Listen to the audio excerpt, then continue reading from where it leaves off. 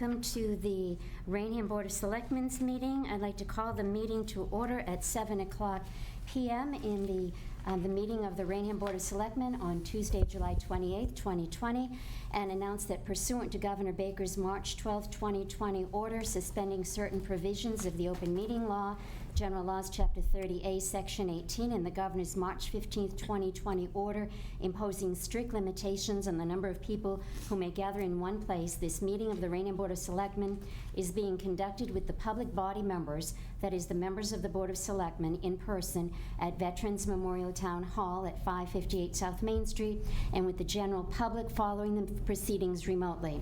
Every effort has been made to ensure that the public can adequately access the proceedings as provided for in the order. For real-time access, residents can join our live broadcast on the Raynham Channel, Comcast Channel 98, or Verizon Channel 34, or use the GoToMeeting app online, and or call in using their phone for the citizen and community input portion of the agenda and or the public hearings scheduled for this evening. Also in attendance with the updated guidance on holding meetings during the COVID-19 state of emergency, those town officials and support staff who are participating in the meeting may be in person. Therefore, we have with us this evening, in addition to Selectman Joseph Pacheco and Selectman Richard Chavo, Town Administrator Graham Waters, Recording Secretary Janet Murphy, Highway Superintendent Edward Buckley, and our Building Commissioner and Zoning Enforcement Officer Robert I. Afraidy. With that, before we start the business of the meeting, please join me in the Pledge of Allegiance, followed by a moment of silence for our Park and Recreation Department's S.J. Blanchard, who passed away unexpectedly on June 20th at her Raynham home. I pledge allegiance to the flag of the United States of America and to the republic for which it stands, one nation, under God, indivisible, with liberty and justice for all. Please remain standing.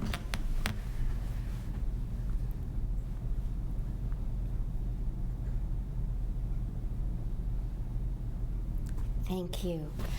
I do have a few comments about SJ, but I believe I'll defer first to our Public Park and Recreations Department Director, Tim McCrae, who I believe is online. Tim, are you there? Yeah, I'm here, Pat. Go right ahead, Tim. Just want to say, horrible loss. SJ was a wonderful person. She's been at the department for 23 years, and ever since she passed away last Monday, it just hasn't felt the same at the office. So, but she's just a wonderful person. She smiled every time somebody walked through the door, and she really cared about what she did. And I'm personally going to miss her. I know the whole office is going to miss her, and we just wish her family the best and send our sympathies. It's just tough. And I was made aware this evening that they are doing the wake on Sunday from 2 to 4 at Silver Funeral Home in Taunton. Thank you, Tim. And if, with the board's indulgence, I could also add a few words. Sally Jo Strouser Blanchard, we all knew her as SJ, was born and grew up in New York, but had lived in Massachusetts since 1975. As Tim mentioned, she's worked for the Park and Recreation Department for the past 23 years, and prior to that, she was the Raynham correspondent for the Enterprise, covering all facets of the town of Raynham. Recently, SJ was the mastermind in planning those wonderful park and recreation field trips for adults, whether going to see live theater in Boston or visiting a special holiday attraction. SJ is survived by her two daughters, Megan Blanchard Mizowich of Princeton, New Jersey, and Emily Blanchard of West Warwick, Rhode Island, and her precious grandson, Drew Mizowich of Princeton, New Jersey, all of whom she loved more than life itself. According to her daughters, SJ loved, in addition to them, most dogs, some cats, bacon, irreverence, ocean cruises, live theater, movies, reading just about anything, the Adirondacks, Lake Winnipesaukee, the Maine coastline, Bobby Vinton, which really dates us, the late nights, and talking to strangers in that order. As Tim mentioned, visiting hours at the Silver Funeral Home this coming Sunday, August 2nd from 2 to 4. In lieu of flowers, memorial contributions in her memory can be made to the Dave Thomas Foundation for Adoption. Information about that is available at the funeral parlor. We will always miss SJ, her quick wit, her always welcoming smile and willingness to help whenever she could. I know Tim and the members of the Park and Rec Commission will be paying tribute to her at their meeting next week as well. So we miss you, SJ. Our next order of business is acceptance of the minutes. Could I have a motion to accept the minutes of the July 14th, 2020 meeting as printed? I'll make a motion. Motion by Mr. Shalvo. Second. Second by Mr. Pacheco. If I could just add as an addendum, it's not a correction because the minutes are correct. Thank you, Janet. But I correct myself because I neglected to mention when I called the meeting to order that we were returning from executive session. So I just want the minutes to reflect that. We had discussed and voted on the 3 contracts, which we then confirmed by voting in open meeting, but I just want to make sure that's on the record so that we're legal as far as that's concerned. Next on our agenda, we have department heads, and our department head highway superintendent, Ed Buckley, is here. Mr. Buckley, the floor is yours. Good evening. It's nice to be back. I have some updates from the Highway Department for late June and most of July. Starting off with 4th of July, just to recap, we swept all our main roads and worked with the fire department to put the flags out as we do every year in every flag event. Other than that, we were backing up during this time, backing up the edges of the roads of all the newly paved roads that we did, all the projects we did in June. And they've completed that, placing loom and gravel and seed. Might require some reseeding in the fall in some areas. And we just began cutting back all the edges of the roads for line of sight issues and sidewalk clearance and things like that. You know, there's a lot of things that are growing rapidly around town and leaning in, and so we've got a lot of work to do cutting all that back. And then we'll move on from there into the drainage easements in the neighborhood. So if you hear any calls, we're out on the streets first, and then we'll move into the drainage areas after we complete the roads. Parks and Grounds are going around doing their usual mowing of all the fields, even though there aren't the athletic activities. They're still maintaining all the fields and doing their part to clean up and cut the town properties. Solid waste, we had a very busy and successful hazardous waste collection day. It was cars running down the road and quite a bit of a volume of materials that came in on that. So we were lucky. Our contractor was a bit overwhelmed with the volume that we had. It's probably one of the biggest ones we've had since I've been here. Transfer station is back to full hours. We've been running at full hours since late June. And let's see, and on contracted work and construction projects, as I mentioned, we completed all our paving work for the year, unless something comes up at the end of the season we decide to do. We've also completed all the street markings out there, crosswalks, parking lots, center lines, and all of that work has been completed. The only thing we haven't done yet is we were talking about doing some bike lane markings on the newly paved section of North Main, and we're still planning to move forward with that sometime this year. Our White Street Footbridge project began in late June at the sewer pump station. That's going very well. It's a lot of work and progressing well. They've completed most of the concrete work, the foundation work for the bridge itself. And then they're waiting on some steel items that are being galvanized for the deck of the bridge. But it'll continue on probably another couple of months before that's wrapped up. But should be open for foot traffic sometime this fall. Right now, hopefully I'll have a better update on the completion maybe by the next meeting. Lastly, we've taken a look around at all of our crosswalks and school zone areas. Did a kind of a survey of the existing handicap walkways, and some of them are outdated. They don't have the up-to-date ADA warning pads at the bottom of the ramps. So we're going to go around and bring all the ones up in the school zones and the surrounding areas near the school up to compliance with current codes, although we're not mandated to do that until we reconstruct the road, but we're going to go ahead and do it anyway. And then we're looking at adding 2 crosswalk flashers in town as sort of a trial to see how they work out in certain areas and, possibly expand that in the future. But right now, I'm proposing to do them at the end of Darrington Drive at the Merrill School near the basketball court as one location, and at the Coletti Market crosswalk as another location. And I've provided you folks with some information, just kind of some summary pages from one of the vendors that produced these flashers. I think the technology has been improving over the past few years, and I never like to get into anything right at the beginning, but we've done our homework. We're not done yet, but we're looking at the one that I prefer at this point in time is the last page that you have there.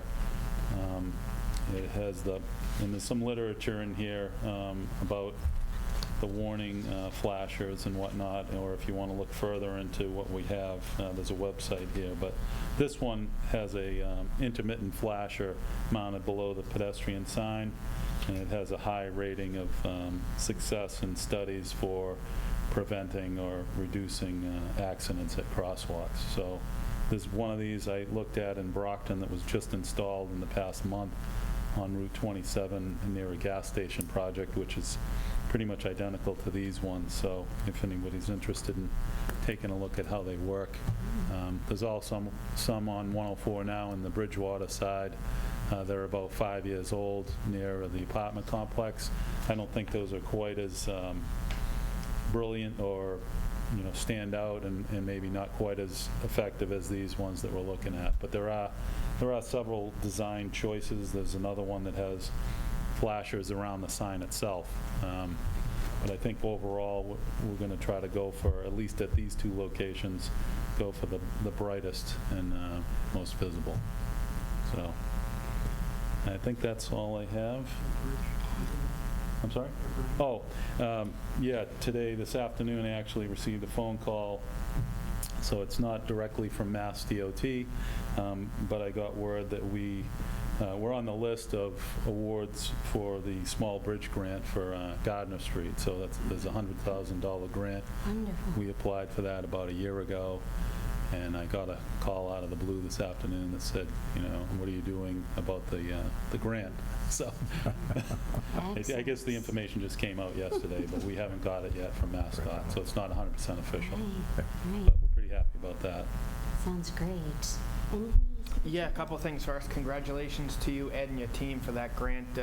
We're kind of on a streak right now, which is nice because we went a couple decades without getting anything. Then we got something. Then we went another decade without getting anything. So congratulations to you, and appreciate your work on that. And then relative to the traffic improvements and the signage, I think that's great. I know it's something you and I have talked about in the past, and I know it's an issue very important to Mr. Shivo as well. So it's great to see this progress, and I can attest to the fact that the recommendation Mr. Buckley is making relative to the particular lights do work. I was in New Hampshire last weekend, and I saw the exact same things in use, and they were very effective during daylight, so I think it's a wise choice. Excellent. Very good. Mr. Shivo. Yes, thank you, Madam Chair. A couple of things, Ed. The first thing is that, you mentioned the very, very long lines for the solid waste event, and I just happened to have gone by there at that time, coincidentally, and I can attest to the fact that the line was incredibly long. It must have been miles long, and I have had a couple of people mention to me that perhaps we, as a town, should consider in the future the possibility of having 2 of those events a year instead of 1, because there were people that had called me and said they literally waited over 2 hours in that line. So, I mean, it's a great event. It's great ecologically speaking, environmentally speaking, and I would just suggest, Ed, that maybe a group consider 2 events a year. It might even be better on that firm that did the solid waste that were inundated. Mm-hmm. So that would be a thing. Second thing is,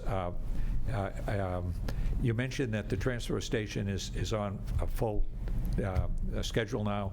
And does that include, because the last meeting we had, there was a comment about everything but Friday morning. Is Friday morning on board now as well? So that's all come. So good for the public to know that everything is back to normal. We posted it on the website around June 15th, or somewhere between June 15th and the 20th. Okay, great. We put it out there. I think we put it out a week before of the going back to the full hours on the 22nd. Great. Yep, that's great. So that'll be good for the public to know that. The last thing I want to say is I want to touch base on what Joe just mentioned. When I ran for selectman, one of the issues that I made a big thing of was public safety, and in particular, public safety at crosswalks. And following up on that, I have asked one of our residents who's very involved in town activity, Riley Manconi, on a volunteer basis to do some real digging in a variety of areas to come up with input for us as a group to consider. And you've obviously made great strides, but I'm going to ask with your cooperation that I'm sure Riley will seek you out. I've asked him to put together a report for me, which I will share with the board. And it sounds like you're 80% there, and I just want to get input from other groups in town. I want to understand where there's been accidents. So there's several issues.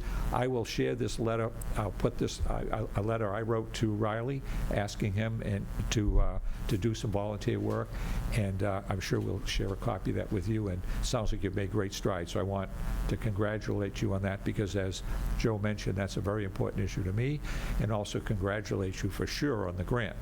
Money is honey.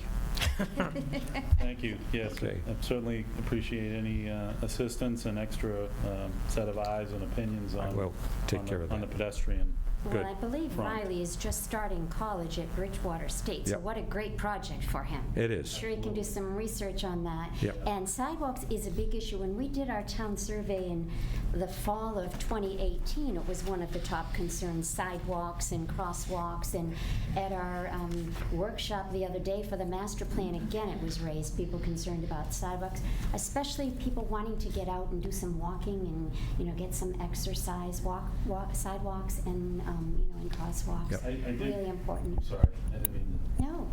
But I did fail to mention one other project that we're working on, and that is the reconstruction or extension of the sidewalk on Pleasant Street from the flashing light to White Street. Right now, it goes down to about the cemetery, some of it on one side, some of it on the other side.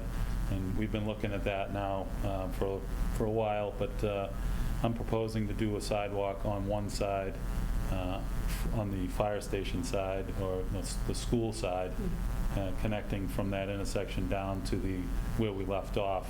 We came to the end of White Street and we went up Pleasant a little bit to the first side road, and we want to connect that point Great. back all the way to Orchard Street. It does require engineering and surveying to lay out the road layout, and we've been held up a little bit on that because of the COVID and the access to the registry, but we're working on that. And we were trying to set that project up for this summer. It's still a possibility, but I'm not going to, I'm not certain because of the contractor. We couldn't guarantee that we'd be ready with the engineering. So that's our next sidewalk to do. I think it's an important connection. It links White Street and Pleasant and the school zone. Great. And then I've got some other, thoughts on that, which I'll share with you folks. But I do have, a kind of a sidewalk master plan in my mind, and I'm going to share that with a master plan committee there. So. Fantastic. Excellent. Thank you, and again, congratulations on that grant as well, and thanks for the flag project. Thank you. Thank you. And thanks, Ed. And also, under department heads, we have our building commissioner and zoning enforcement officer, Bob Iafridi. Did you want to tell us about a meeting, I believe, that was held today? I'm not here to make a formal report, but I can show you a couple things. Sure. Actually, I just want to thank Mr. Buckley real quick. That fresh pavement on North Main Street shaves about 2 minutes off my commute to work. I'm not sure the residents would appreciate that. And you're able to maintain the speed limit. Real quick by department, since COVID, we've been pretty busy. A lot of homeowners that decided to do projects in their backyards and make their vacations at home. So there's a lot of activity with homeowners doing projects like pools and decks and patios. A lot of things going on there. I'll let you know that we're going to kick off our e-permitting on the 31st of this month. So we're doing our due diligence and our training online. So hopefully that'll be a smooth transition. Getting excited about that. As far as big projects, just a couple I'll mention real quick. The courtyard's going through a big renovation project. It was going to be a small project. They found out there was a lot of issues when they started tearing the walls apart. And then the trucking outlet, which is at the other end of Paramount Drive, is about to begin their construction process. So just a brief synopsis of what's going on. We've been pretty busy, and I think we've maintained the permit seeking public pretty well over the past few months with all the COVID issues we've had. I'm basically here to address any questions you may have during your public hearing for the dog track venue. So if you have any questions, I had sent a memo concerning my department's concerns after our meeting we had there on the 20th. I would imagine you probably have one from police and fire also. Sure. We'll get Yes. you that on the agenda in a few minutes, Okay. if that's okay, Bob. Thank you. Next on our agenda, we have a continuation of the public hearing for Harry's La Casamia, 840 Broadway, for an alteration of premises, and my understanding is that they have requested that this be postponed indefinitely. We had previously voted to postpone it for two weeks, so I would entertain a motion to table this. Yes. I'll make Motion that by motion. Mr. Shavo. Yeah, yes. Second. Second by Mr. Pacheco. And under discussion, I just want to mention, too, that I understand that Mr. Traveloni, John Traveloni, the manager, was not in attendance when he opened the hearing 2 weeks ago due to the emergency nature of a medical situation with his family. And we did make a comment. Comment was made referring to disrespect on his part for not being in attendance when we were showing disrespect unknowingly to him for commenting when we didn't know the reason he could not be in attendance. So just apologies going out to him. And with that, a vote to all in favor to table? Aye. Aye. Unanimous. And next, we have the continued public hearing on slap shots at 524 Broadway, alteration of premises. Just to read that notice again, this is also continued from 2 weeks ago. The Board of Selectmen, this is the continued public hearing via telemeeting. Instructions were posted on the agenda on the application of Slap Shots Gastro Pub, 524 Broadway. Jeff Sinkowitz, manager, for an alteration of premises to include seating in an outdoor patio area in the rear of the building. All interested parties will be heard at this time. And I think now I open it to Mr. Sinkowitz. Are you with us, Mr. Sinkowitz? Yes, I am. The floor is yours, sir.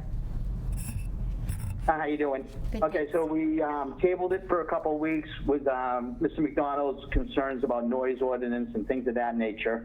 I think at the beginning, he kind of painted a picture that wasn't, not that he tried to deliberately be inaccurate. I'm fumbling my words, I apologize. He had mentioned he was 65 feet from the patio. I went out and measured today, and in fact, my property line from my door to my side of the full bloom trees is 60 feet, and there's probably, I didn't go on his property, I don't want to trespass, but it's an easy 15, 20 feet from that point.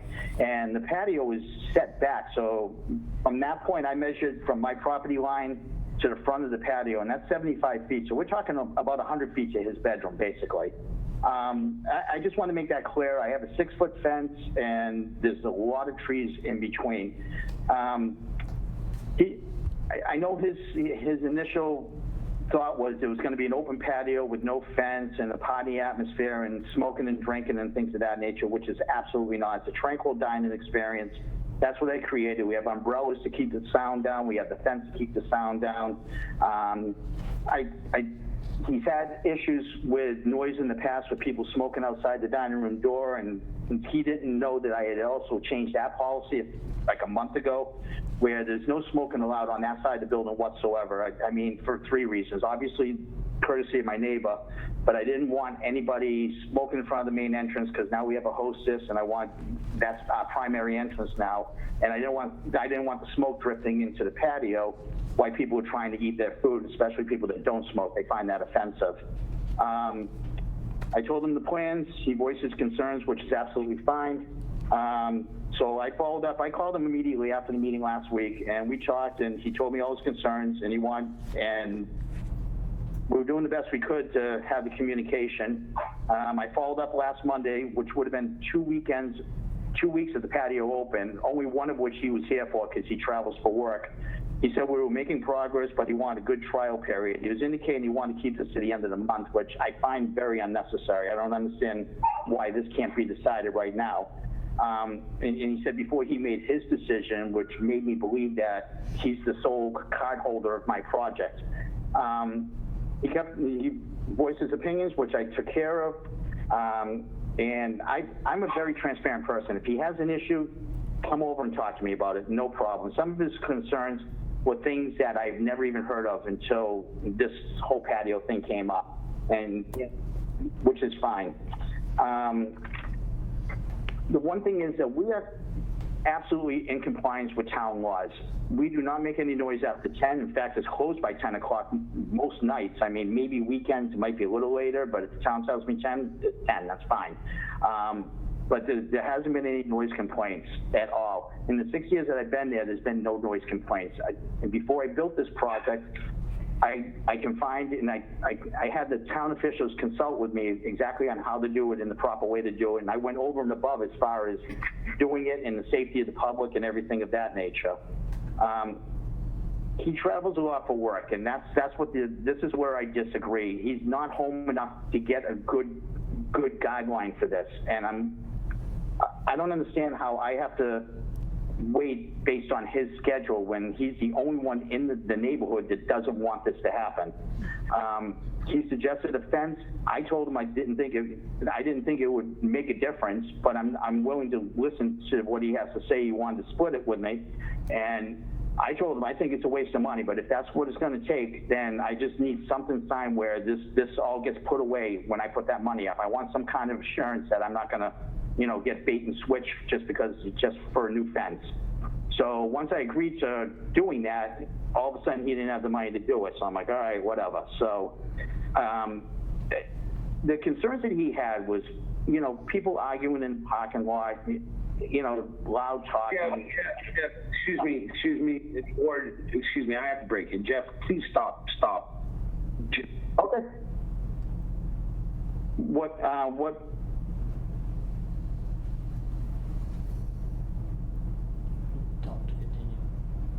Is he still with us? Yeah. Mr. Sinkowitz? I'm still here. Go ahead. Yeah, I didn't know what he wanted to do. I'm sorry. What do you want me to do? Okay, did you have anything else you wanted to tell us, Mr. Sinkowitz? Well, yeah, I didn't know. He told me to stop, but I wasn't sure what he wanted me to stop about. No, that didn't come from here. No. I'm not sure who told you that. Oh, somebody said, Jeff, please stop. I thought it came from the board. I'm sorry. No. I didn't know where it came from. I didn't see it on the computer. No. So, all right. So, basically, now that I lost my train of thought, but that's okay. I mean, we're following the town laws. We're doing everything proper. And I understand his work schedule and things of that nature. But the town laws are in place for a reason. The noise ordinance are in for a reason. And we're complying with every single law, doing it by the book. And I don't understand why this is an issue. I mean, when he bought the house, the restaurant was there before he bought the house. It's not like the thing popped up after his house was built. So he knew he was getting what he was getting into going and buying that property. At the first meeting, he had said that the Shirley Johnsons got shot down, making it believe that, it's never going to happen. But Shirley Johnson's wanted to do it in the front of the building, which was a public safety issue. I'm doing it in the back, basically on the advice of the building inspector. Because originally that's where I wanted it, and then I changed my plans based on that. I just don't understand. There's just no backbone to this objection. I know he's trying to protect his property. I understand he's worried about his property value, and he thinks that the patio is going to be a negative property value.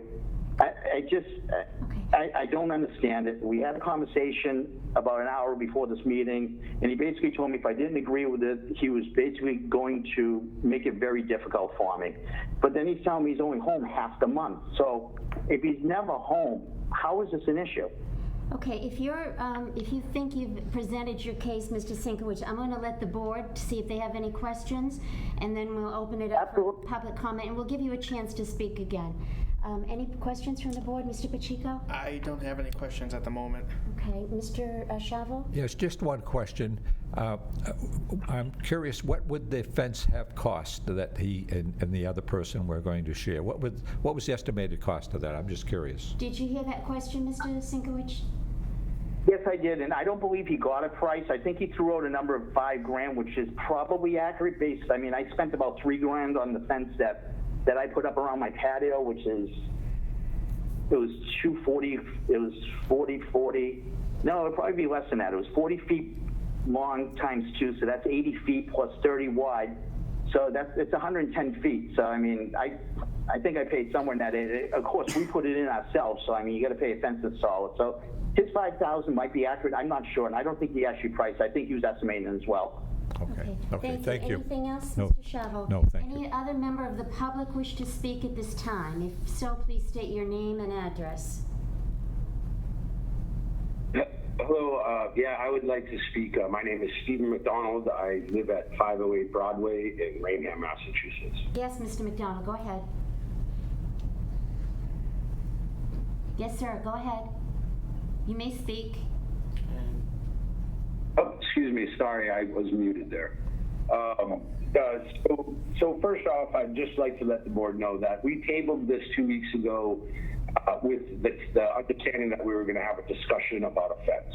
Now, the fence discussion has happened in the 3 to possibly 4 phone calls that we've had. The fence discussion has come up as, first off, Mr. Sienkiewicz does not feel a fence is going to make a difference. He said that the tree line is too established to make any difference. His fence is sufficient. And I explained to Mr. Sienkiewicz that my property is quite elevated compared to his, possibly 4 to 5 feet elevated, and that because of that, you know, the fence will also be elevated and will help to maybe deflect some of the noise that could possibly come from his patio, so that it does not, bother me in my residence. Now, Jeff had said a few things during this conversation that I was not in agreement with, but one of the things that was definitely said was we did not make any agreement to the fence until 20 minutes before this meeting, where he finally said, fine, I'll split a fence with you, and that's what's going to make you happy. So, I mean, for that, earlier in the conversation this evening, he said he still didn't feel a fence was going to make a difference, and he wanted me to sign off saying that I would not have any problem with his property going forward if he split the fence with me. And then he also told me that he felt that I was just jockeying for a fence to improve my property. I'm not jockeying for a fence to improve my property. I'm trying to save the integrity of my property by just making sure that I have, I don't have a situation where I have a constant rumbling noise in my back bedroom, where I live in my residence, that, that is bothersome and won't allow me to go to sleep at 9 o'clock at night, which is a reasonable hour to want to go to sleep on some nights.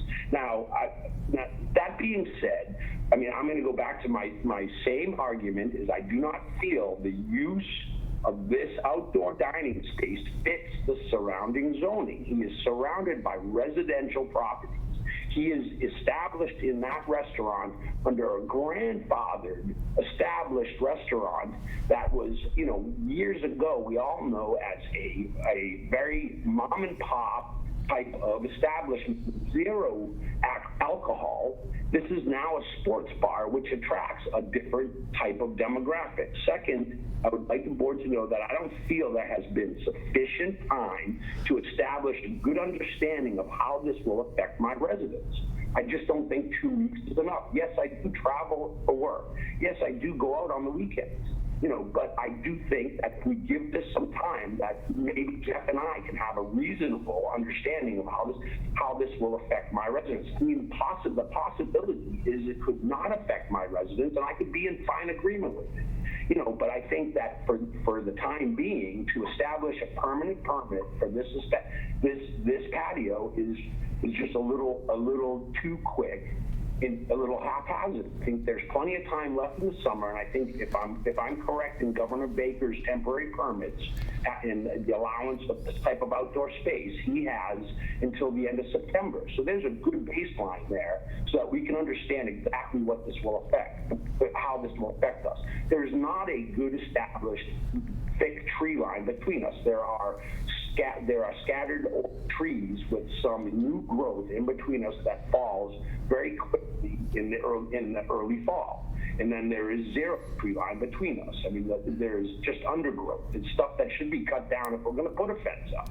I mean, it would have to be some landscaping. There was no, to answer Mr. Chavo's question, there was no estimate brought up because our discussion about a fence was null and void until about 20 minutes before this meeting, or there would have been possibly the investigation of the cost of the fence. I don't know if it's $5,000. I'm not a fence guy. It may be $10,000.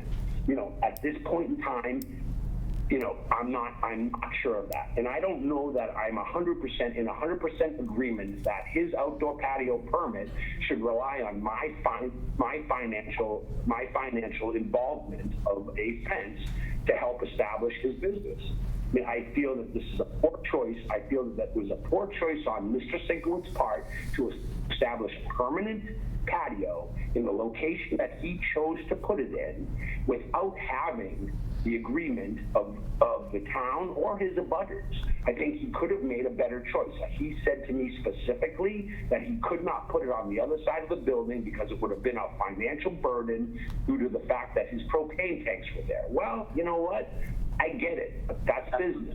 It is what it is. Mr. McDonald, do you have anything else? Please. Any other new information? I think we understand your position. I do. I am agreeable to continue this temporary permit and revisit this at the end of the temporary permit allowance, and then have and during that time I'm free to have plenty of discussions with Jeff and to see how this may affect me. And I think that it's fair for my property and the value of my property and where my property exists as a residential property in the town of Raynham, and as a residence, as a live-in residence owning 2 properties in the town of Raynham, I think that is a fair, agreeable, a situation that we let this table until the end of his temporary permit, whatever time that comes up, and then we discuss it further once I have a clear established baseline. Okay. Thank you for your input, Mr. McDonald. Is there anyone else who wants to speak on the public hearing? May I rebut? Briefly. Mr. Okay, Simmons. as far as the location on the other side of the building, it's because the properties are separate properties, which would have came into the setback and the fire lane laws of the 2 properties. I own both properties, correct, but I'm not allowed to build off of my property too close to the other property. It's a zoning issue. I couldn't do it anywhere else but where I put it. Out front would have been a safety hazard. The other side of the building on the back is the back of my kitchen, so there was no place to put it there. There was no other place to do that. Okay. All right. Thank you, Mr. Sinkowitz. I think we can close the public hearing at this point and turn it over to the board for deliberations. Does anyone want to make a motion? Well, I first want to express some concern. There was the comment made that the restaurant had always been there, and that's absolutely accurate, but what is not accurate is that the patio has not always been there. And so when you look at disputes between residences and businesses, residential use and commercial use, in part, I believe our obligation is to look at what was there first. There was always a restaurant there and then a liquor component added along with the residents, but there was no outdoor establishment. And this was one of the concerns I had when the board first went down the pipeline of granting these permits to establishments without any type of hearing or public input, because this particular type of thing could happen. So now we have a business owner who spent a decent amount of money improving his establishment to sustain without public input, and now we have residents who are complaining about it. I have a compromise that I hope the board would consider that I think might meet the needs of Mr. Sinkowitz and also Mr. McDonald. The board had voted to allow temporary outdoor dining until September 1st. I would make a motion to extend Mr. Sinkowitz's permits through September 15th, and at the same time schedule a hearing by tabling this till that date, September 15th, to allow for further time for Mr. McDonald to establish whether or not he believes it's going to be an adverse impact to his property. And this will also allow Mr. Sinkowitz to continue past the September 1st deadline while we continue as a board to sort through this, and Mr. McDonald gets what he wants, which is some more time from the board. And that's a motion. Do we have a second for discussion? Yes, I'd have second for discussion, if I may. I would like to ask, how realistic is it? I think the big issue is noise. That's what I've heard multiple times. And so my question is, how is a fence going to stop or address, rather, the issue of noise? Because I'm not sure I totally understand that. I mean, certainly a fence is going to cause, you to block a visual look, but whether it's going to cause sound over a fence that's, 6, 7 feet high, I'm not sure that solves whatever the major the major problem that's been discussed. So I'm really not sure what we're going to accomplish by taking this out further. I mean, we make a decision one way or the other, because I don't think either one of these gentlemen are on the same page. I really don't. But go ahead. Please, you got a comment? Mr. I'm sorry. That's, yep. He was, Mr. Iafredi. go ahead. I think Joe's got a great idea. What I would suggest, though, is individually as a group, you take a ride out there and you take a look and see what the situation is. There is a vegetated buffer. Mr. Sinkowitz is right. He originally wanted to put this on the side and on the front. But we convinced him, myself and the fire department, that that wasn't a good spot for it, and this is the only other spot he could use. So he does have a fenced-in area. It's a solid plastic fence that's going to help with some noise. But I think before any decision is made, let it go for a few more weeks, see if there's any issues. Maybe it could be something that you could allow with some conditions, maybe no outside music, things like that. But I really think you should go take a look at it.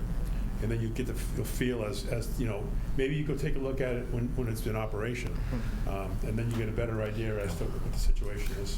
Well, may I, Madam Chair? Bob, I in no way was looking to disagree with the motion that was made.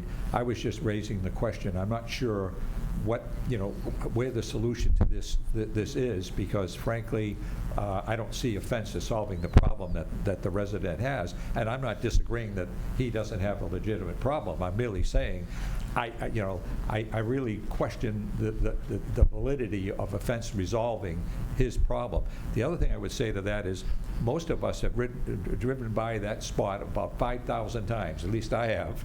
I mean, just the trips back and forth to Taunton and so forth. So I've seen it many times. My question is this, and it's probably a bit naive, but bear with me. Is it correct to assume or to say that outdoor addition is really partially driven, at least partially driven by the COVID situation? That people are, and so many other restaurants that I've seen, they've gone outside because they're trying to get the space, and they're trying to, because if that's the case, I question whether or not the owner, and I'm not against anything that the resident said, so please don't misunderstand me, Mr. Donald, but I'm saying that part of what seems to be transpiring here is an attempt to address the pandemic issues that surround us all. And so I don't know that should be a cost to the owner attempting to bring, I mean, we see it at Barrels and Boards. I mean, they've got all the outside. We've seen it in so many other restaurants. So my question would be, do we put some value on the fact that this is addressing an issue that's a public issue.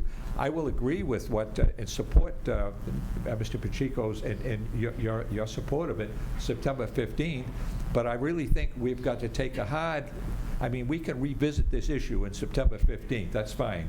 We kicked the rock down the road, but I'm of the opinion that we are not going to make a whole lot of progress between the difference between these two people. Because I don't think the fence is going to go up, and I think even if it did go up, I don't think it's going to solve the noise problem. So we may have to bite the bullet in this one. That's my comments, Madam Chair. All right, so I think also, in addition to what you said too, businesses are trying to stay in business and facing a lot of difficulty with COVID-19. But certainly I don't disagree with the motion, and I think Mr. McDonald indicated that give it a few more weeks and he would get a better chance of whether it's going to negatively impact him or not. So I will call for a vote on that. Mr. Pacheco? Aye. Aye. Mr. Chavo, and the chair votes aye, so that is so voted, and we will revisit that on September, or a meeting closest to September 15th. Thank you very much. Next on our agenda, we have completion of old and continuing business, discussion and or action on our animal control officer. Just from background, our part-time animal control officer, Mr. Perry, Adam Perry, resigned, and we posted to have that position filled. I think we received, was it 4 applications, Mr. Waters? Yes. I think 4 applications, and it is on the agenda for discussion and or action. So board members, who wants to speak first? Mr. Chavo. I'll be happy to. There are 4. One of the 4 who worked with Adam for a number of years is, of course, Linda Brackett, and she's also very active in the NOAA volunteer group. And I would make a motion that we approve her for the ACO position with the provision that we bring in for interview the rest of those that have submitted resumes to make a decision on the assistant that would work with her. So my motion would be to approve Linda. She's been on the job for years. She knows the situation. We need somebody in play. We have, right now, a void, as we have in so many other places, but this is one we could fill with some degree of confidence and then move forward and interview the other 2 or 3 that are in play for the assistant position. Those people, those individuals, we do not know as we know Linda. So my motion is to approve her for the ACO position. Thank you. Do we have a second? Yeah, I'll second that, and just for discussion, I would echo your sentiments about Linda, and she's somebody who's done the job, in my opinion, quite admirably, and it's a well-deserved and earned promotion.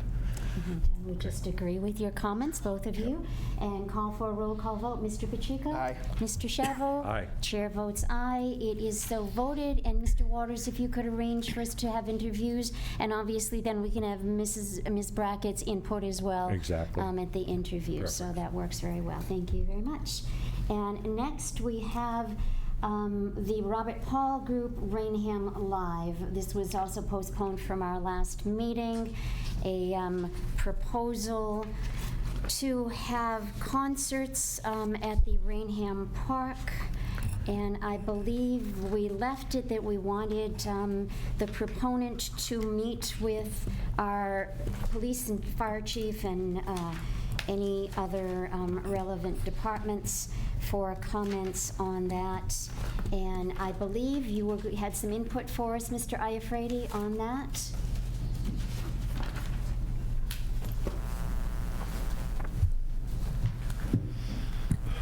Yes, for my department, I had submitted 6 concerns that I could put together, and I know there were a couple more from police and fire. I'm sure you've had those, but if you had a chance to digest the ones I had sent, I guess the biggest one, well, they're all important, I guess. Could you just review them for us for the benefit of those that don't have it in front of them? Sure.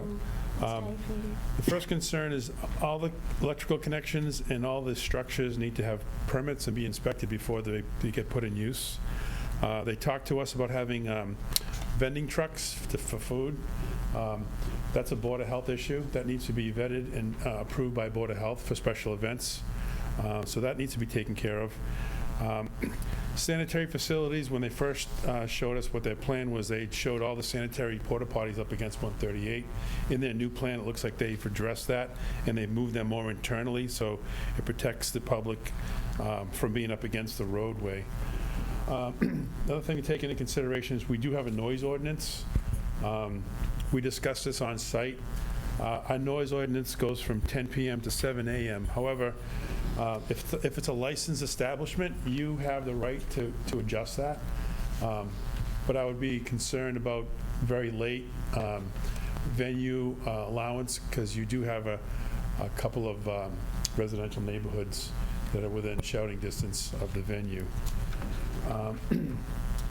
The other, number 5, dealt with internal vehicle traffic. They originally had 11 and a half foot lanes. In order to get 2 cars to go past each other, that's not going to be able to work.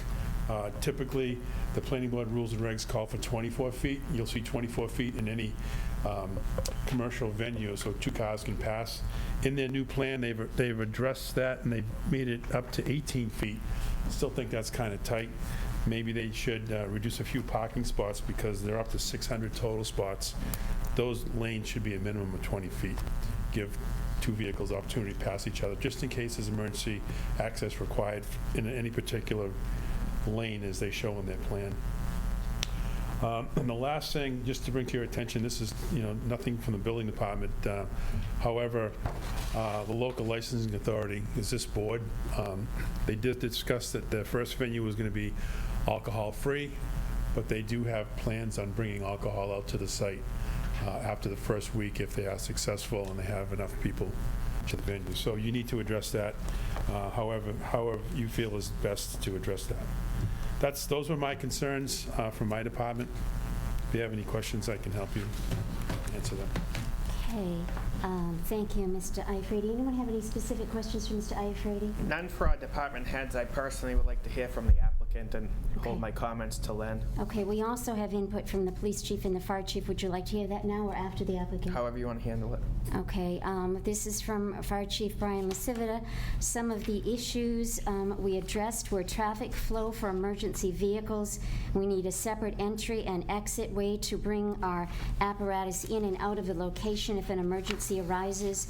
The width of the lanes in the parking lot need to be wider to allow traffic flow in both directions, which will be helpful for the fire department if we need to respond to the spectator section. Moving the portable restrooms away from Route 138, keeping the crowds away from the traffic on that busy roadway. The fire department will need to have detailed firefighters assigned to the event. At minimum, 6 firefighters will need to be hired. The security company also provides medical services for the event.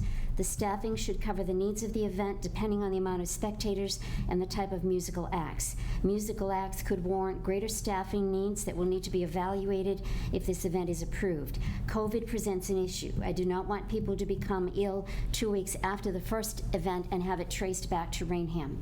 The promoters will have signage and directions on their website to address the use of masks, face coverings. Security will be monitoring as well. I would have preferred more time to plan, but if they address our concerns along with Mr. Iafredi's and the police department, any issues the board may have, Raynham Fire will be ready for the event. I don't have in front of me, I just saw it a few minutes ago, the input from the police chief. Do you have that, Mr. Waters? If you did, could you read that? I have that. Oh, if do you like. want to read that for us, Sure. Mr. I think Chabot? what's really operative, and it's a 2-page, but I'm happy to read it. Or the but just conclusions. focus on this, that they would like to start their concerts, quoting it, on the 31st of July. And this report by Lieutenant Peter Beatrice to the chief says that they are still in the very early stages. So to be talking July 31st, when the police report, which I'm happy to read if you like, Madam Chair. Would you like me to read it? Maybe the last paragraph, I think, was Yep. the Okay. recommendation. I would suggest if a concert is going to be approved at a later date, the Mass Department of Transportation being part of the planning, and a full ops plan be prepared and approved ahead of time to determine if the police, the fire, and the town of Raynham even have the proper minimum resources to maintain public safety at this event, and determine the impact on the nearby neighborhoods. And please feel free to contact me for any further input. That's from Lieutenant Peter Beatrice. Okay. So I guess, if you summarize the 2-page letter, It's that more work has to be done. Nobody's against this. Well, you know, it's just that the pieces have to be put in place. Yeah, yeah. I do have noticed, too, that as far as the Phase 3 of our state of emergency, the coronavirus update, that for drive-in movie theaters, it does require that, as far as vehicles are concerned, capacity must be reduced to allow for adequate distancing between cars, and customers must remain in their vehicles at all times, except when purchasing concessions or using the restroom facilities. And I think part of the plan was for people to be allowed to sit in front of their vehicles, so that might be problematic as well. But if the proponent is with us on the GoToMeeting app, if you would like to speak, please identify yourself and go right ahead.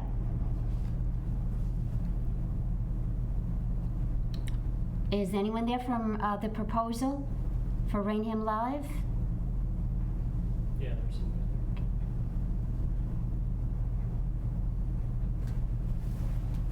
Would you like to speak at this time, sir?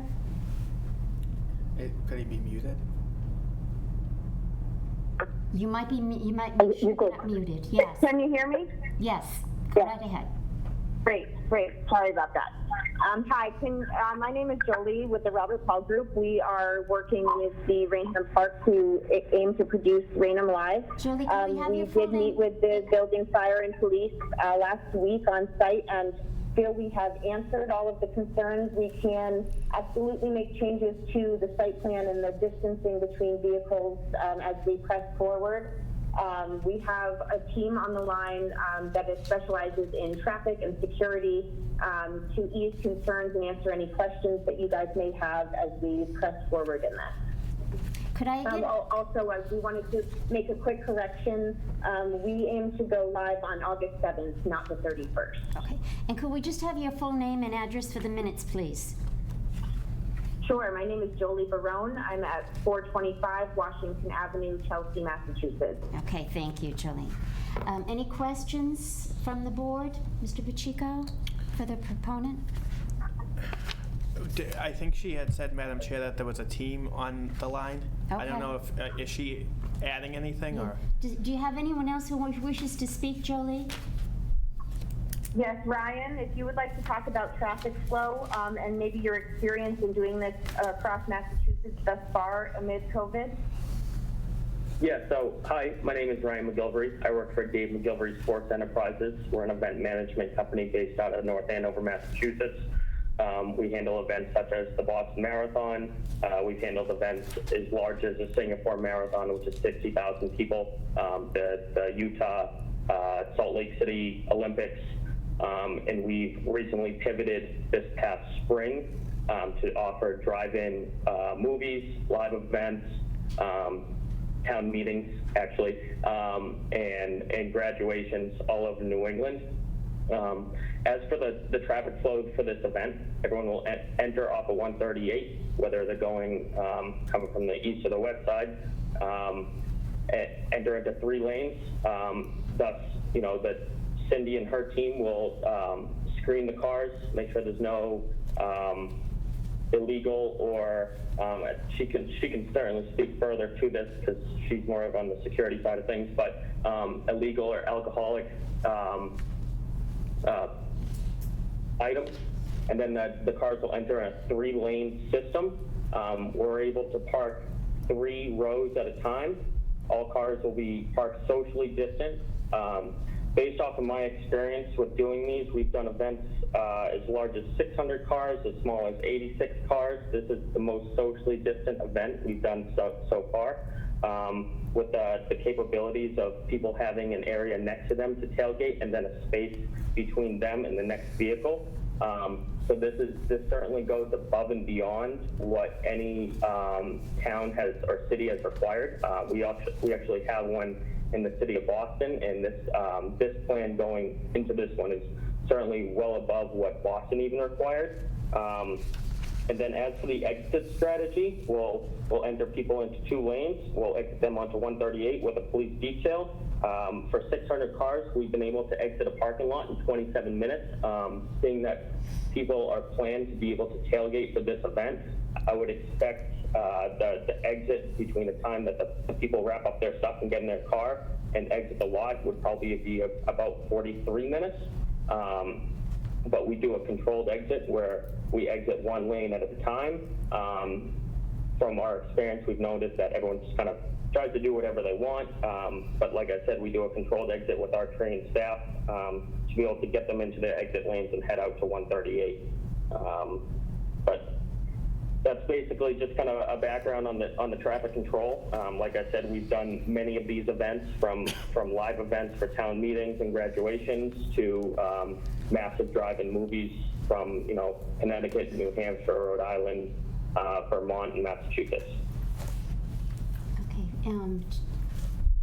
Is there anything else to your presentation, sir? I'd like to pass it over to Cindy Roche. She's our security expert on this project. Thank you. Go right ahead. We're listening.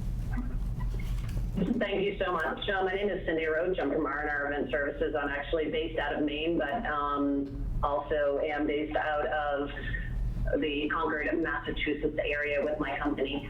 I actually have had some conversations with Lieutenant Beatrice, and he did share a lot of the concerns that he did have, which we talked through as far as policies that could ensure safety on the site. And I assured him that I would love to work closely with his department in finalizing specific policies for specific situations.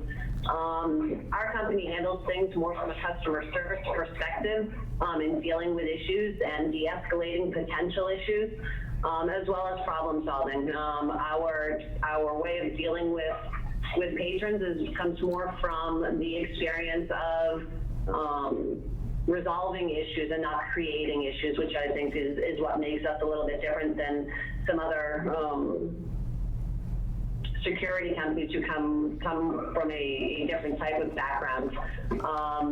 We, in our past, have done concerts as large as 8,000 to 10,000 patrons and as small as 250. So our experience definitely would lead us to be able to ensure safety on the site and deal with issues, work with the fire department, as well as the police in addressing any concerns and issues. And as I said, I did have a lengthy conversation with Lieutenant Beatrice and feel like we are definitely on the same page as far as how we would like that site operated from a security perspective.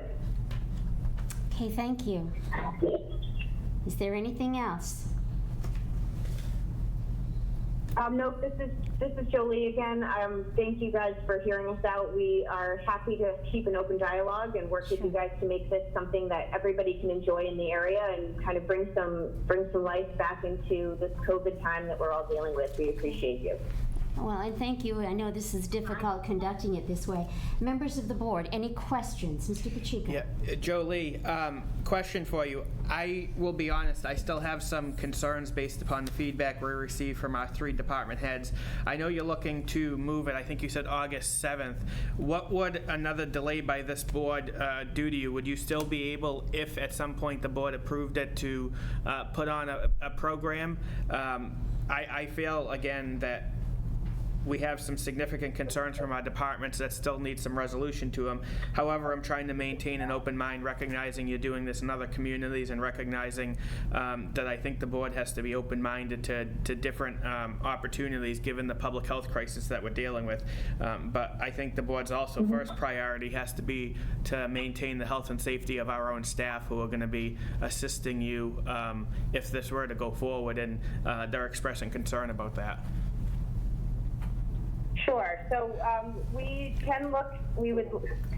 main goal is to start promoting and getting interest in the event. So every time we push this back for approval, we lose weeks. So we're absolutely ready to implement as of the 31st. We're ready to go as of the 7th. We've been planning this for months and have everything lined up to do it. But without approval, we can't push it out socially. to bring in ticket sales, which is where we make money and pay to have this done. So that's where we falter a little bit in pushing it further. If we can get approval to start promoting and kind of set a date, if it's the weekend after the weekend of the 7th, we are open to that. But again, we want to kind of start making this public because it is happening in other communities. We're actually producing some out in the Worcester area as well, starting Labor Day weekend, and we'd like to get this going sooner than later if at all possible. Thank you, Jolie. Any other questions, Mr. Pacheco? Not right Mr. now, Shavo? Yes, I would like to make a comment, Jolie. While I believe we agree in principle with what you're attempting to do, what you're planning to do, I believe that what's on our minds, it's certainly on my mind, is you still have issues to iron out with our police, fire, and building and so forth. And so until you iron those out, I mean, we don't want to put this off any one day longer than we have to. But when you talk about August 7th, Jolie, you're just talking a little bit more than a week away. If you can resolve all those issues, we as a board still have to entertain this. And Madam Chair, when is our next meeting? Would be 2 weeks from today. August 11th. So, Jolie, our next Selectmen board meeting is August 11th, and between now and then, you would have to resolve these issues, and I would hope that you would be able to resolve all of them. We've heard a number of them tonight, but I don't know how we could move on the 7th. We don't even meet until the 11th, but that's my input, Madam Chair. Thank you, Mr. Shavo. Jolie, I have one question for you, too. I'm looking at information from mass.gov about phase 3 of the reopening, and it specifically states that drive-in movie theater type events, customers must remain in their vehicles at all times except when purchasing concessions or using the restroom facilities. But yet I'm hearing mention about not happening, about sitting out tailgating. Is that true? Sure. Ryan, can you answer how that's being dealt with at other local drive-ins in the Massachusetts area? Yes, absolutely. So the majority of towns that we've seen are actually allowing people to get out of their vehicles, and so which was rather surprising for me. So I guess it's more of a town-by-town basis, even though the state has put forth these guidelines. Many of our events, we do encourage people to stay inside their vehicles, to follow, social distancing guidelines. But based off of this design, off of this map, I don't see why people couldn't necessarily get out of their vehicles. They're given ample space to social distance. I mean, the next car from them is a minimum of 8 feet away from where their tailgate zone is. So that's beyond the 6-foot guidance. The state has required for drive-ins no more than 6 people in a vehicle, and we're saying 5, and no less than 6-foot distancing between people at any point in time, and we're giving them a minimum of 8. So it's been, so far what I've seen is it's been a town-by-town basis, even though the state has put forth these guidelines. Okay. If that answers your question. And just another question for you, too. I think I saw in your proposal that if there were more than 5 people to a vehicle, there would be an additional price. Do you have a limit on how many people per vehicle? Yes, the vehicle can't hold any more than 5 people. We're not going above 5. So we're considering doing a minimum of 4 per vehicle per ticket. So you're buying a ticket, and that includes 4 people in the car. And if the one more person that fits in that middle seat wants to attend, they've also purchased a ticket. Okay. All right. Thank you. But again, we're open to negotiation on that with you guys. To be an open dialogue. That piece doesn't need to be decided immediately. Okay, thank you. Do we have a motion?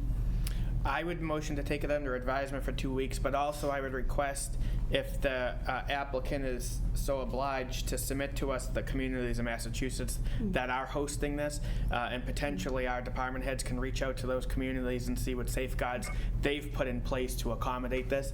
Again, first priority, I think, needs to be the health and safety of our staff, but at the same token, I think the board has to have an open mind to new ways to entertain.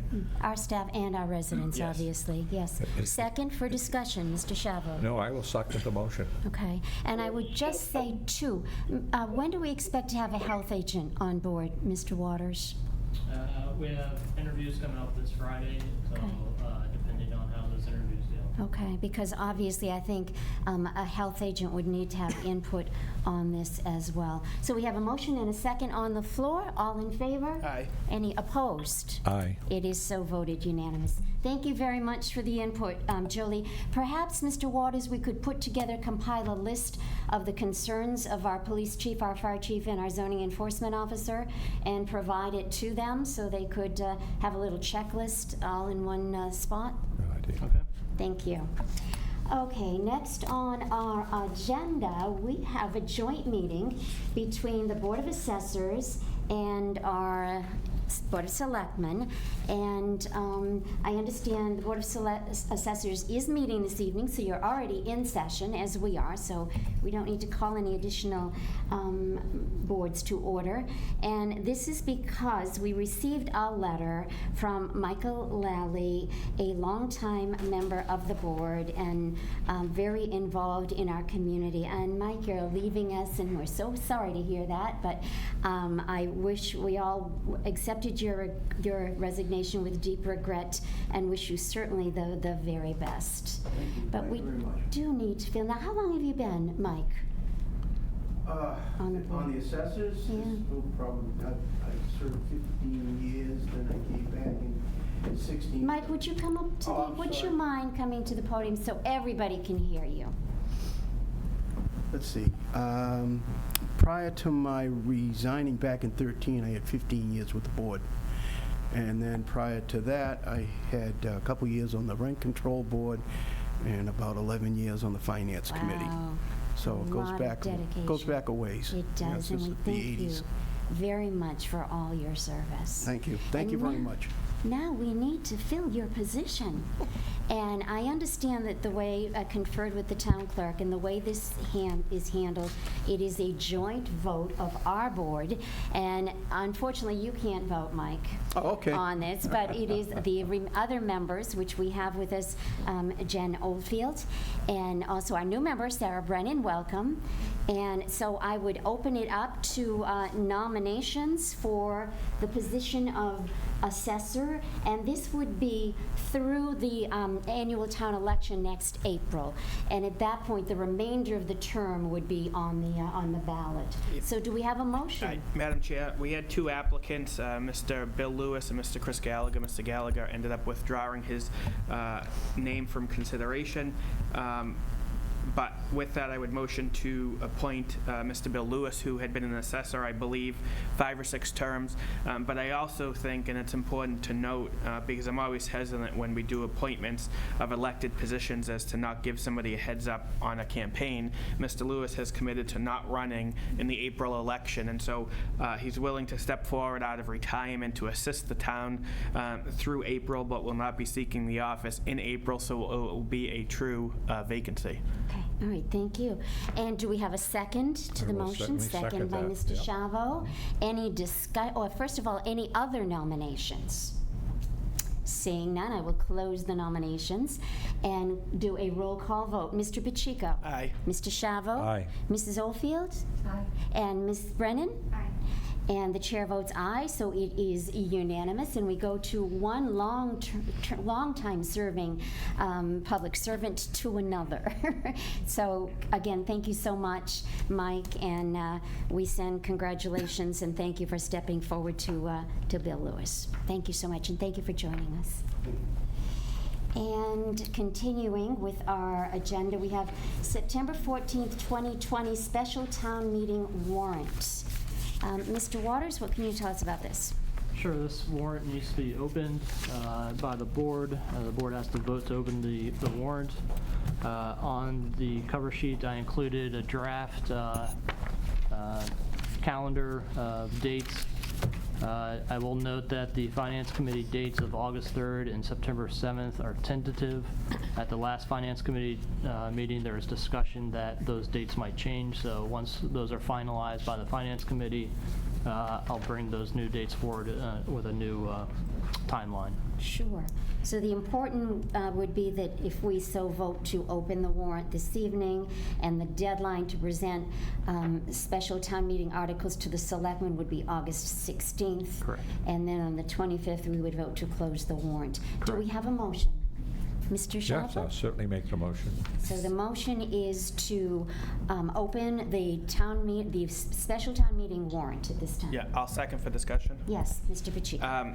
I have no problem opening it, nor with the time frame, but one thing I did want to request of the board as we move forward in this process, and I won't make it as a motion tonight, but the next time it's on the agenda, we had agreed with petitioners, citizen petitioners, to include these articles in exchange for their withdrawing them at our town meeting from May that was postponed to June.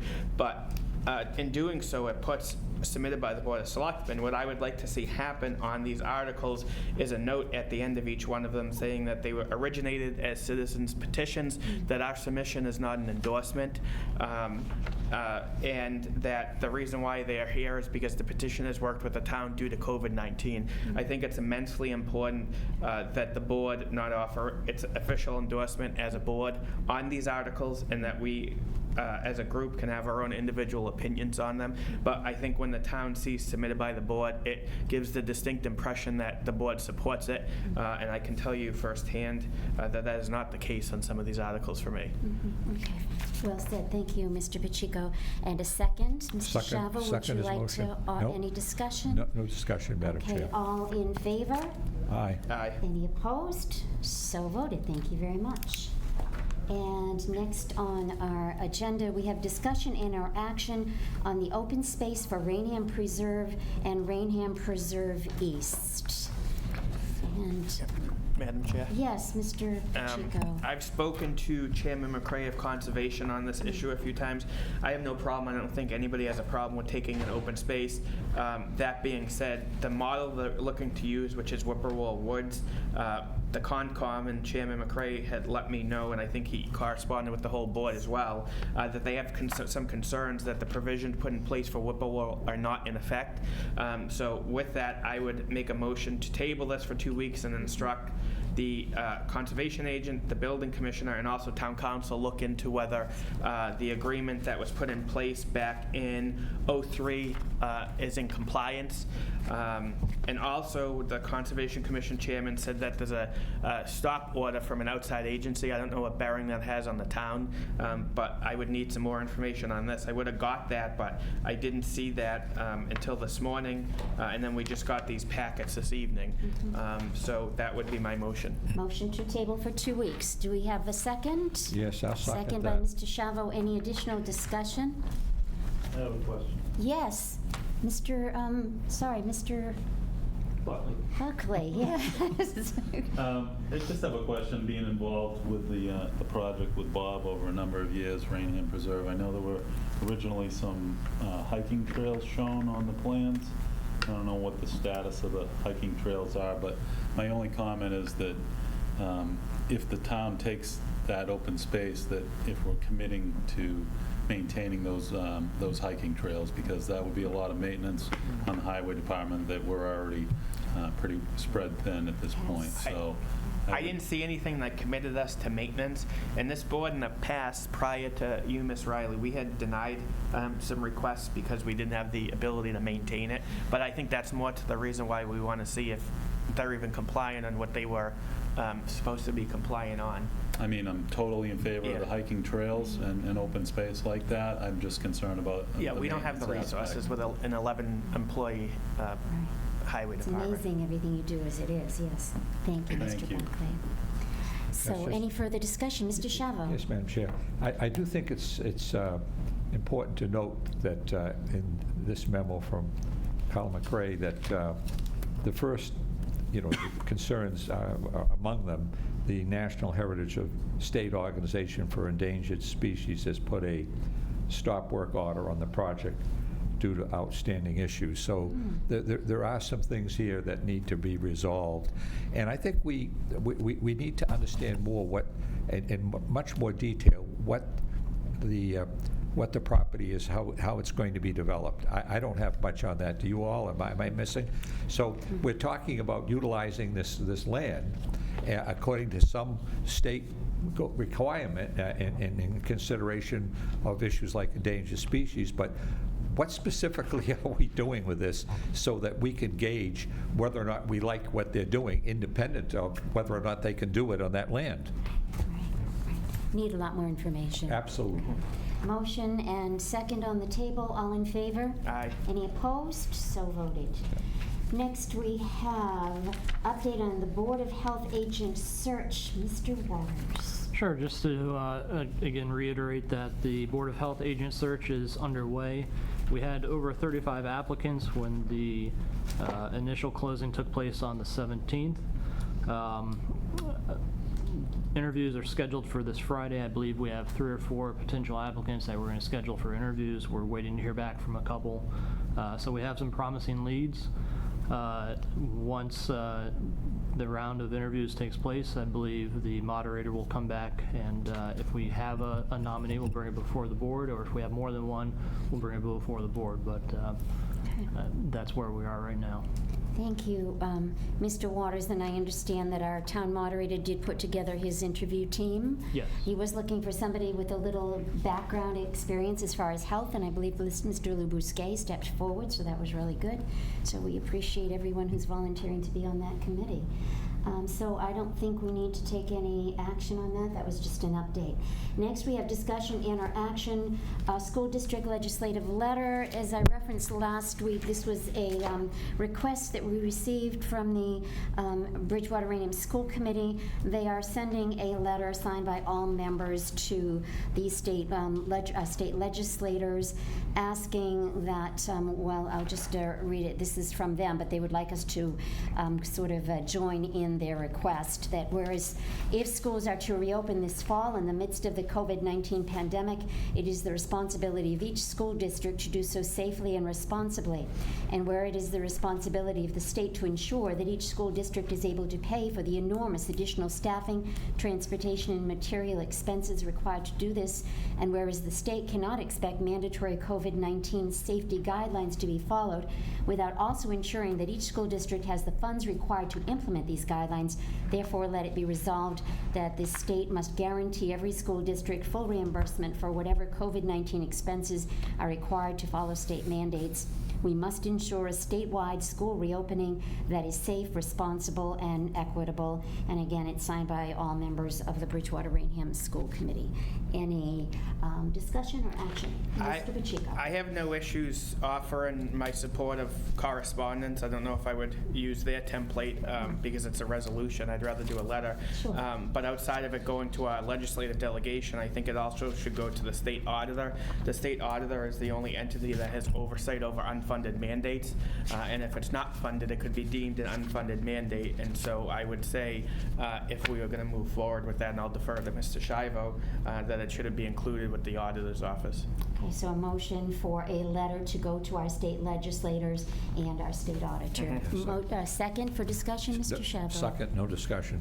Okay, all in favor? Aye. Aye. Any opposed? So voted. Thank you very much. Next, we have a discussion on the vacancy of the Board of Registrars, and this was Mr. John Montagano, another gentleman who has given so much to this town through service. He has resigned due to health conditions, and we need to fill that position. Mr. Pacheco, do you have any input into how this happens? Yeah, I think I actually had made a motion at the last meeting to post it, and so I would still say we should be posting it because it hasn't been done, but also reach out to the chairman of both the Republican Town Committee and the Democratic Town Committee. As I said 2 weeks ago, it can be filled by either party. Yep. Town Council also alluded to the fact that it could be an independent, which is why I want to post it, to have a broader spectrum of potential applicants. So where it hasn't been posted, I would make a motion that Mr. Waters follows through on the directive of the board, posts it for 7 days, and we can take potential action at our next meeting. And where would we want this posted, Mr. Ritchie? I think the town's website would be sufficient. Okay, terrific. So that's a motion. Second, Mr. Chavo. Second it. Any discussion? None. Hearing none, all in favor? Aye. Any opposed? So voted. Next, we have a letter from Jean Charles, 1680 New State Highway, for a Class 2 dealer application. Madam Chair, I'd motion a table. It's my understanding that we haven't finished the checkoff list yet, so we Okay. can't act on it. Okay, motion to table. Do we have a second? Second the motion. Second. Any discussion? Hearing none, all in favor? Aye. Any opposed? So voted. And next we have on our very busy agenda, Town Administrator's Report. Mr. Waters, floor is yours. Sure, just give me 1 second, please. Mhm. Thank you, Madam Chair. Currently ongoing projects still include the General Code bylaw project. The next steps on this project should be coming from General Code in early to mid-August. Request by the Selectmen for a Collin Center study. I've been in touch with Mike Ward of the University of Massachusetts Boston Collin Center. He is assembling a scope of work and will have it delivered in 1 to 2 weeks. In my conversation with him, he was targeting December for a time frame to have the study completed, so any fiscal considerations can be deliberated in time for the FY22 budget process. As mentioned, the health agent interviews are scheduled for the 31st with the Town Moderator Search Committee. Town Hall painting project is in progress still. The painters have yet to paint the cupola and the bottom window sashes around the building. South School repairs are continuing. We'll continue to work with Bob Iafredi, the building commissioner, to move these repairs forward to completion. As I don't believe Bob mentioned, but the Public Safety Building Committee met today and will meet again on the 11th. The Town Building Commissioner will give an update at his next regular report to the board. There's also meeting minutes and agendas that are available as public documents. And then, Madam Chair, as you alluded, the master plan update, members of the master plan committee have held their first meeting by web meeting. It was well attended, and discussion about promoting the master plan was one of the main topics. Next Selectmen's meeting is Tuesday, August 11th at 7 p.m. right here in the Don McKinnon Meeting Room of Town Hall. The public will be able to participate via GoToMeeting or by watching the Raycam channel on Verizon, Comcast, or YouTube. And then, of course, we have our special town meeting coming up on September 14th to be held at the Raynham Middle School. I anticipate it will be held similar to what we did with the annual town meeting outside. Thank you, Mr. Waters. Any questions for Mr. Waters? Mr. Pacheco? Just one question, Mr. Waters. Sure. You reached out to the Collins Institute. Have you reached out to MMA yet? I did. They said that they don't do anything like that, that they reference the Collins Institute. Yeah. Okay. That's all I have. Anything else? Mr. Chavo, any questions for Mr. Waters? None, Madam Chair. Thank you very much. Next, we have Selectmen's report. Do you have anything for us, Mr. Pacheco? I don't, Madam Chair. Thank you. Thank you. Mr. Chavo? None, Madam Chair. Okay. Just a couple quick things. We did receive communication from our government study chairman, Mr. Donahue, regarding the Conservation Commission clerk or agent and that whole. I would wonder if we could put this on the agenda, invite Mr. Donahue and any members to come in. It seems like this needs more discussion than we can quickly give this. Here's some recommendations about whether, right now we've had the position as shared between Conservation Commission and the Board of Health, and there's some issues about whether continuing that, separating the two as they have the Government Study Committee recommended, or should we go with an agent as we had in years past who could handle both the agent's job and also the clerical job. So there's a lot of discussion I think that needs to take place there. So maybe if we could put that on, check with Mr. Donahue and see when he would like to schedule that, Mr. Waters. Sure. And I did attend the workshop, both the Saturday and the Wednesday session for the master plan. Not a lot of people, but some great comments and generating some real excitement. And everybody needs to get involved in this master plan because this is going to determine the direction the town can go. And if anybody, we want to hear from everybody because this plan will be as good as the people that contribute to it. And I was really happy to attend the meeting and see that we have a great mix of members there, both some people such as Dan Andrade and John Teixeira that have served the town for many years, have lots of experience, and some brand new members. I think one that's only lived in town for 1 year, one for 3 years, so great to see some people with not a lot of background, but some great ideas and who really care about our town. So great hope for that, and just please everybody check out their website for the master plan. You can find out more about it by just going on our Town of Raynham website, and they are going to have some surveys, handouts, so if people don't like to do the internet thing, the computer thing, they can also have their input, and we just want to get everybody involved in that. Do you want to add anything, Mr. Iafredi, to that? Oh, we have a new chairman for that too. Yes, Dave Lamarco. Dave Lamarco is the chairman. He's and one of the new residents that you mentioned. New resident. I think he's on our finance committee too, so congratulations to him. It wasn't really a big contest. It was unanimous. I don't think anyone else really volunteered, so that was great, although John Teixeira did volunteer to be the vice chair if the chair can't be available. So that was really good. And I think just another quick reminder, the 2020 US Census, if you haven't already filled that out, please do so. You can go to https my2020census.gov and fill that out. That could be very important to our area for sure.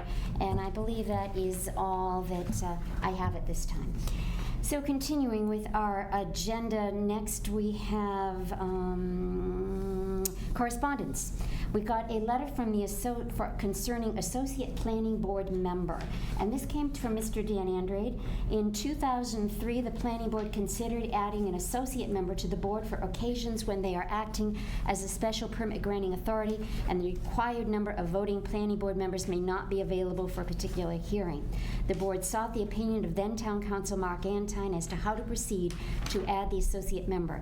Attached is a copy of a letter from Attorney Antine, this goes back, dated March 13, 2003, giving his opinion on the matter. Attorney Antine advised that the Raynham zoning bylaws would have to be amended to allow for the associate board member. However, the issue never developed further. The Planning Board would like to proceed with establishing the associate member position and asks if the Board of Selectmen would consider sponsoring an article to do so in accordance with the proper procedure. Please let us know if you have any comments or questions on this matter.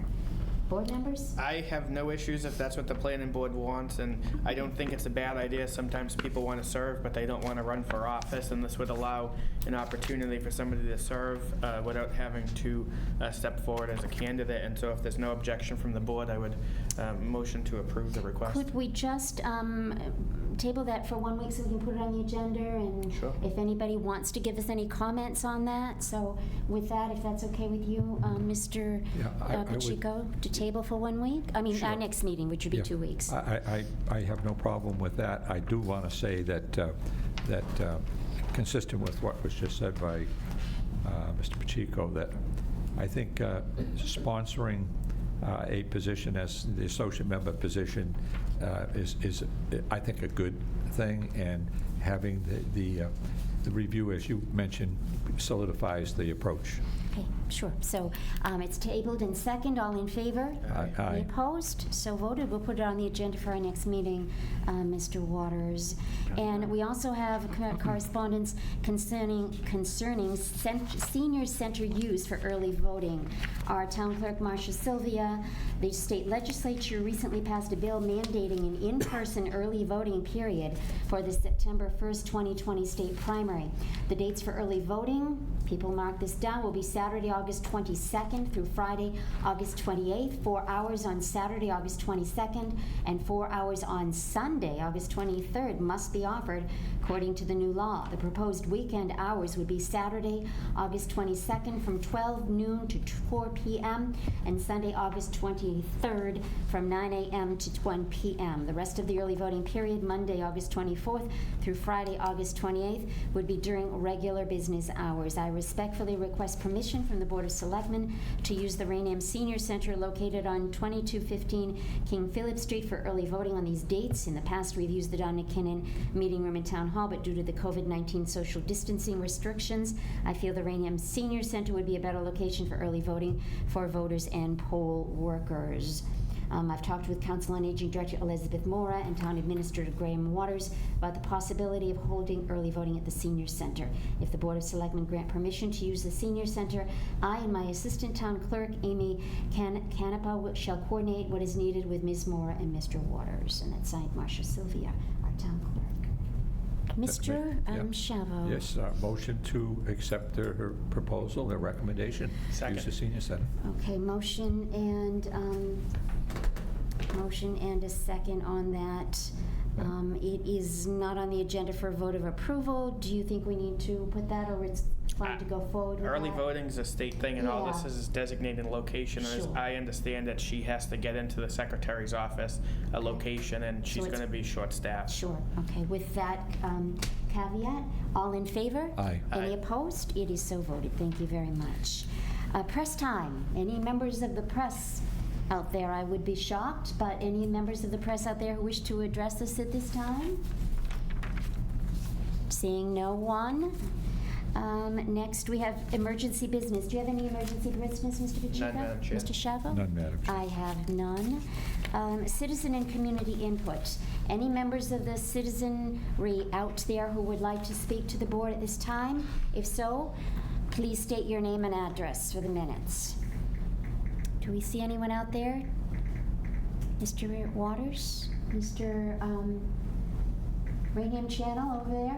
Mike? Nobody? All right, thank you. So we have no one. So then, performance of administrative duties. Approval of the Town of Raynham supplemental invoice warrant. Motion to approve?